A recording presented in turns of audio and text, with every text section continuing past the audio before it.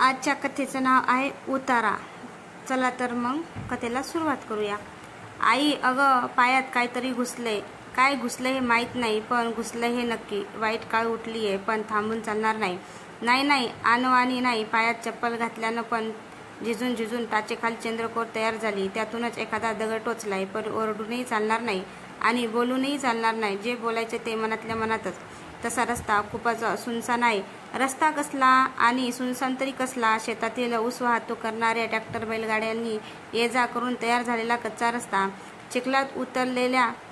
चिखलात रुतलेल्या चाकांनी दबलेली जमीन आणि मध्ये उगवलेले खुरटे गवत. एरवी दिवसा इकडे नदीला कपडे धुण्यासाठी जाणाऱ्या महिला आणि शेतात काम करणाऱ्या काही लोकांव्यतिरिक्त कोणी फिरकत नाही. तर एवढ्या रात्री कोण येईल? तशी रात्र पण बरीच झाली आहे. म्हणजे घरातून बाहेर पडलो तेव्हा 11 वाजून गेले होते. त्यातच पावसाचे दिवस. हातामध्ये पिशवीचे बंद घट्ट पकडले आणि त्याच हातात मोबाईलचा टॉर्च लावला. त्याच्या पांढऱ्या बल्बच्या प्रकाशात वाट गवसते मगापासून मुख्य रस्त्यावर होतो तेव्हा काही वाटलं नाही, पण आता थोडी भीती वाटते. थोडी म्हणजे जरा जास्तच भीती वाटते. कारण हा 5-7 फुटांचा कच्चा रस्ता, आजूबाजूला कमरेपर्यंत वाढलेले गवत आणि दुधार दाट झाडी. त्यातच भरकन चिखलात पाय जाताच हळूच पाय बाहेर काढून जमिनीवर आटपते. काय ते सांगायची गरज नाही. तेवढे तुमच्या लक्षात येत असेलच. मंद वारा सुटलाय. त्यातच वाऱ्याची एखादी मोठी झुळूक आली की ती उंच उंच झाडांच्या काळ्या कुट्टा आकृत्या एका संत लयीत डोलायला सुरुवात करतात, जसे मान डोलावून आपल्याकडे येण्यास खुणावत आहेत.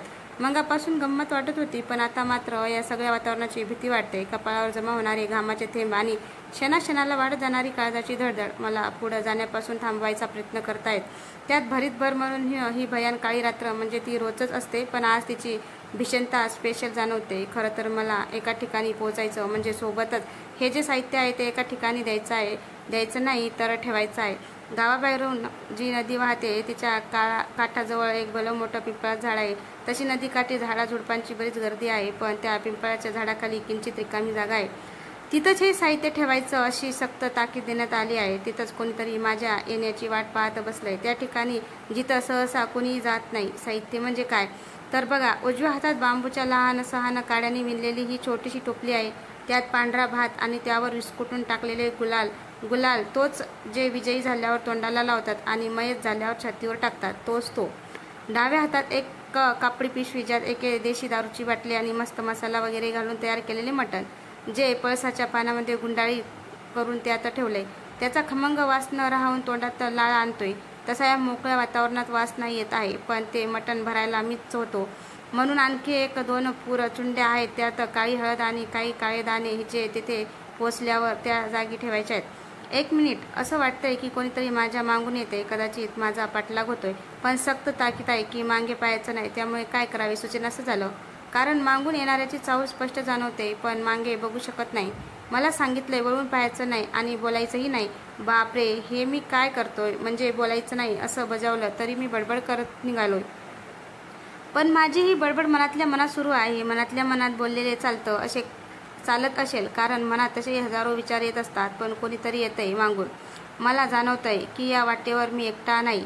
पण कोणी नसेल. एवढ्या रात्री कोणी इकडे येईल? पण असेलही म्हणजे मी हे साहित्य ठेवतोय की नाही हे पाहायला कोणीतरी आलंय, की ज्याच्यासाठी हे साहित्य आहे तोच मागे येतोय हे पाहायला. मीही चुकून त्यातलं काही उष्ट तर करीत नाही याची खात्री करायला. असो, मला माझं काम संपवून लवकर परत जायचं, कारण माझ्या ही पोटात उंदरांनी भुकेनं झिंगाट घालायला सुरुवात केली. आता मी काय आणि काय घेऊन निघालोय हा प्रश्न पडला असेल ना? मग सांगतो हो. त्याचं असं झालं, मागच्या 1-2 आठवड्यात म्हणजे गणेश चतुर्थी आधी शेजारची छोटी मुलं आपापल्या आईसोबत नदीला आली होती. आता सर्व महिला कपडे धुण्यात मग्न होत्या, तर मुलं लपंडाव खेळत होती. त्यातच मंगधुमाची छोटी प्रांजल, तीही होती. बराच वेळ झाला पण कुठं दिसत नव्हती. सर्वांना वाटलं मुलं घरी गेली, तीही गेली असेल, पण ती गायबच होती. साऱ्या जणी आवरून घरी आल्या, पण पोरगी कुठं दिसेना. मग काय बोंबाबोंब, इकडे तिकडे शोधाशोध झाली, पण काही सुगावा लागेना. त्यात चौगाल्याचा छोटा निक्कू म्हणजे निखिल, तो म्हणाला नदीजवळ खेळताना लपून बसती, ती परत दिसलीच नाही. मग काय सायंकाळी 6ला सर्वच नदीकाठी ती सापडली, पण बेशुद्ध. त्याच पिंपळाखाली घरी आणली. बेडवर शांत पडून होती. तिच्या आजोबांनी तोंडावर पाणी मारलं तर शुद्धीवर आली. मी बाजूलाच उभा होतो. तिनं खाडकन डोळे उघडलं तर ते रक्तासारखे लालबुंद झाले होते. झटकन उठून बसली आणि आपली नजर तिथं जमलेल्या प्रत्येकावर रोखून धरू लागली. चेहऱ्यावर विस्कटलेले केस आणि रक्ताळलेले डोळे. ती 7-8 वर्षाची निरगस मुलगी, पण काळजाचा थरकाप उडवणारी रखरखती नजर, घरघरणारा श्वास आणि बिछाण्याला घट्ट पकडून प्रत्येकाला भुकेल्या वाघिणीसारखी पाहत होती. माझ्या अंगावर सरून काटा आला होता. बघा, अजूनही आठवलं तरी काटा येतोय. तिला असं पाहून सर्वांनीच ओळखलं की हे काहीतरी वेगळं आहे. आम्ही तिथून बाहेर पडलो आणि 4 दिवस सायंकाळची कट्ट्यावर ही चर्चा रंगली. 8 दिवस असेच गेले. त्या रात्री मंडळाचे सर्व कार्यकर्ते गणपतीचा टेज घालत होते. 11 वाजले असतील. मंगधुमांचे घर स्टेजपासून हक्कीच्या अंतरावर. अचानक एका बाईच्या किंकाळीने आम्ही सर्वच हादरून गेलो. आवाजाच्या दिशेने पाहिलं तर मंगधुमांच्या घरातले लाईट पटापट लागले आणि पुन्हा तशीच किंकाळी कानावर पडली.